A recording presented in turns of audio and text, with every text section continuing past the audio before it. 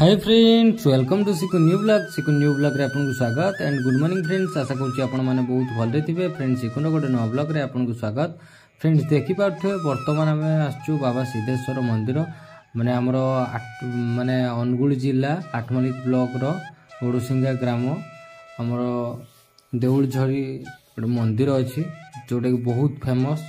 आपण मान भितर को माने माने प्रायतः लोक जानी देउल झरी उष्म प्रवण माने जो कुंड अच्छी से बाबा सिद्धेश्वर पूजा पाँच। आज से पीठ को आसचु जोटा कि आमर जस्ट आम घर ठू हम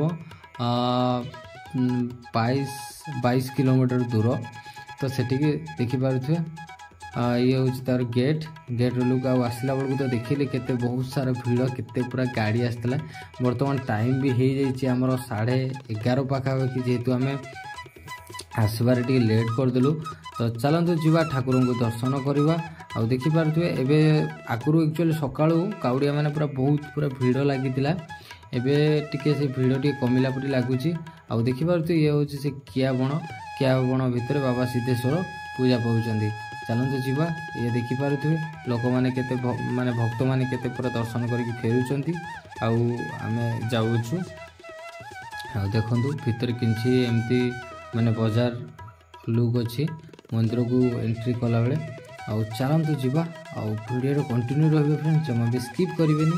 देखिपे केते सारा लोक पूरा भीड़ पूरा बहुत भक्त एबे एक्चुअली टाइम टी हो गला बोली नहले आहुरी अनेक भक्त ये आसता माने प्रत्येक सोमवार एमती जो पूरा एत बाटर पूरा लाइन लंबी थाए माने कहले सरनी। एपट साइड माने आमर देवादेवी मैंने सब पूजा पाँच। तो सीटा देखा चलतु फर्स्ट बाबा को दर्शन कर ना नहीं चलतु देखा जमती भी ट्राए कर। देखु लाइन केते भाई एते पाटू एक्चुअली एते माने दूर जना पड़ी। देखिपे पूरा लाइन रे अच्छा एते टाइम एक्चुअली माने सका माने सका जमती 9टा 8टा कि 9टा भितर पूरा लाइन रे माने रही। देखु केते सारा भक्त पूरा ठाकुर को दर्शन करने समस्ते अच्छा।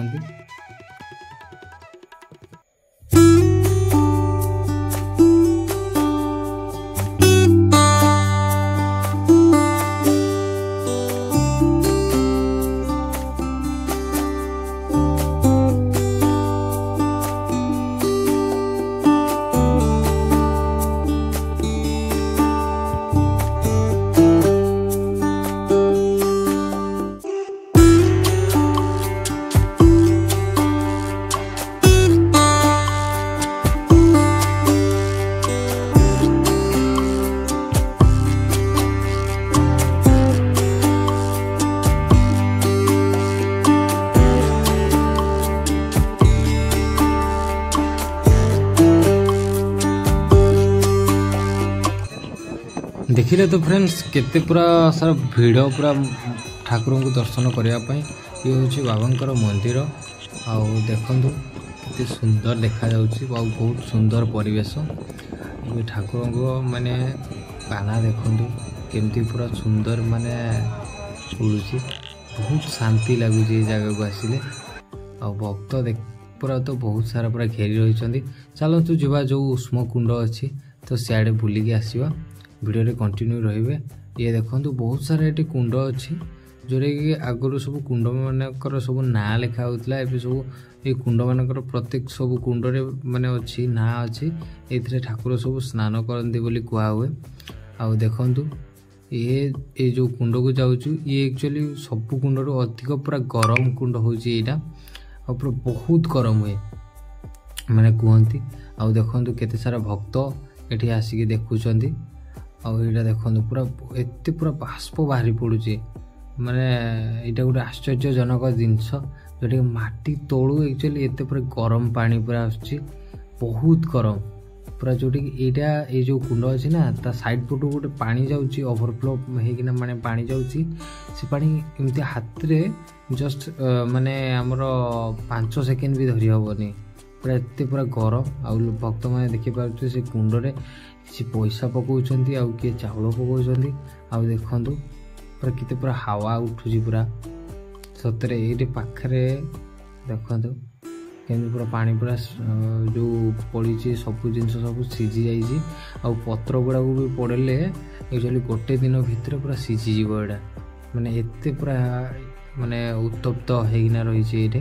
ଆଉ ଏଇଟା ତାର ଚତୁଃପାର୍ଶ୍ୱ ଆକ୍ଚୁଆଲି ଆମର କିଆ ବଣ ଅଛି, ପୁରା କିଆ ବୁରି। ଆଉ ଦେଖିପାରୁଥିବେ କେତେ ପୁରା ଭକ୍ତ ଆସିଛନ୍ତି। ଇଏ ନୁହେଁ ଆହୁରି ଅନେକ କୁଣ୍ଡ ଅଛି, ଉତ୍ତପ୍ତ କୁଣ୍ଡ ଆହୁରି ଅଛି। ଆଉ ଗୋଟେ ଥଳଥଳି ବୋଲି ନା ଗୋଟେ ଜାଗା ଅଛି, ସେଇଟା ମାନେ ଯେଉଁ ମାଟି ଯେଉଁ ମାନେ ତଳେ ପାଣି ଅଛି ଆଉ ଉପରେ ମାଟି ରହିଛି ସେଠି ବି ଅଛି। ଚାଲନ୍ତୁ ଆପଣଙ୍କୁ ଦେଖେଇବି।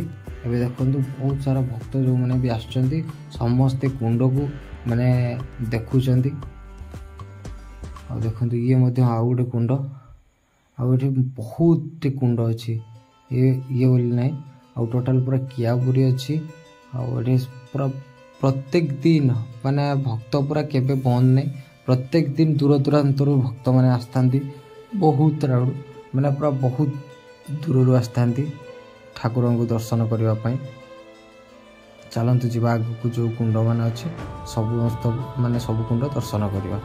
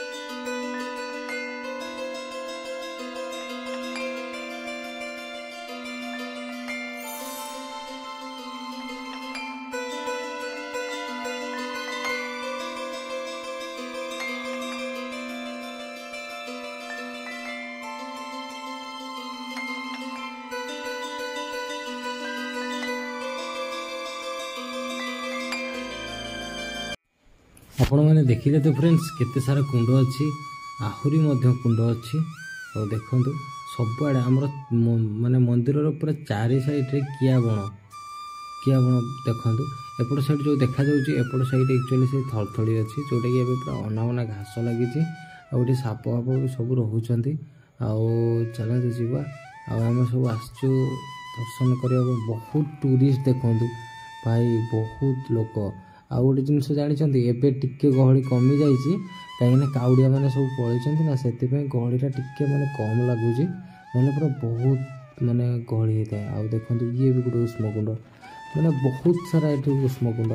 ଗୋଟେ ବଡ଼ ଗୋଟେ ଆଶ୍ଚର୍ଯ୍ୟଜନକର ଜିନିଷ, ଯେଉଁଟାକି ଆକ୍ଚୁଆଲି ମାନେ କେମିତି ପାଣିଟା ମାନେ ମାଟିରୁ ପାଣିଟା କେମିତି ଗରମ ହେଉଛି, ଯେଉଁଟାକି ଆମର ଯେମିତି ପୁରା ଏତେ ଉତ୍ତପ୍ତ। ଆଉ ଏପଟ ସାଇଡ଼୍ ଦେଖନ୍ତୁ ଏମିତି ଲାଗିକି ରହିଛି ଆମର ମାନେ ଦୁଇଟା କୁଣ୍ଡ ଅଛି, ଯେଉଁଟାକି ଏଇଟା ହେଉଛି ଗରମ ପାଣି ଆଉ ସେପଟ ସାଇଡ଼୍ ହେଉଛି ଥଣ୍ଡା ପାଣି। ଆଶ୍ଚର୍ଯ୍ୟ କଥା, ଏପଟ ଆକ୍ଚୁଆଲି ମାନେ ଗାଧେଇ ପାରିବେ ଯେଉଁମାନେ ଆସିଥିବେ, ମାନେ ଦର୍ଶନ କରିବା ପାଇଁ ଯେଉଁମାନେ ଆସିଛନ୍ତି କି ପୂଜକମାନେ ଏଇଠି ଆକ୍ଚୁଆଲି ଗାଧନ୍ତି। ଏଇଟା ହେଉଛି ଥଣ୍ଡା, ପୁରା ଏଇ ପାଣିରେ ଥଣ୍ଡା ଆଉ ଏପଟ ସାଇଡ଼୍ ମାନେ ଗରମ। ଦେଖନ୍ତୁ ଡିଷ୍ଟାନ୍ସ ବୋଲେ ସେମିତି କିଛି ନାହିଁ, ସବୁ ଜିନିଷ ଲାଗିକି ରହିଛି। ଆଉ କେମିତି ମାନେ ଥଣ୍ଡା ଆଉ ଗରମ ରହିଛି। ଆଉ ଏ ଚତୁଃପାର୍ଶ୍ୱରେ ବହୁତ ଦେବାଦେବୀଙ୍କର ମାନେ ମନ୍ଦିର ଅଛି। ଏପଟେ ଦେଖନ୍ତୁ ମା ମାହେଶ୍ୱରୀଙ୍କର ମନ୍ଦିର ଅଛି। ଆଉ ଠାକୁରଙ୍କ ସ୍ନାନ କୁଣ୍ଡ ଦେଖନ୍ତୁ ଲେଖା ହେଇଛି ଏଇଟା। ଆଉ ଏଠି ଠାକୁର ମାନେ ସ୍ନାନ କରନ୍ତି। ଏପଟେ ଆକ୍ଚୁଆଲି ଯେତିକି ସବୁ ଆସୁଛନ୍ତି ମାନେ ଭକ୍ତମାନେ, ଏଇଟା ଦୁଇଟା କୁଣ୍ଡ ଅଛି, ଗୋଟେ ଥଣ୍ଡା ମାନେ କୁଣ୍ଡ ଆଉ ଗୋଟେ ଗରମ କୁଣ୍ଡ ଅଛି। ସେଇଥିରେ ଆମର ଭକ୍ତମାନେ ସବୁ ଗାଧେଇ ପାରିବେ। ଆଉ ଦେଖନ୍ତୁ